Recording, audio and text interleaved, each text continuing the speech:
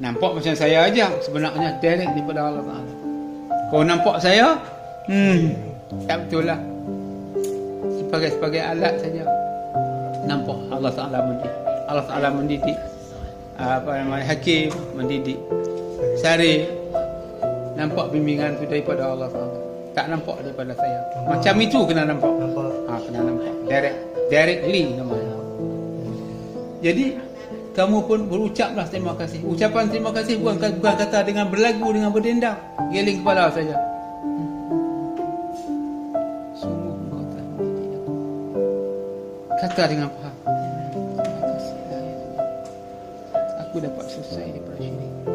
Bukan kata terima kasihlah ya Allah engkau mendidik. Bukan macam itu. Sebab dia di sini, bukan jauh.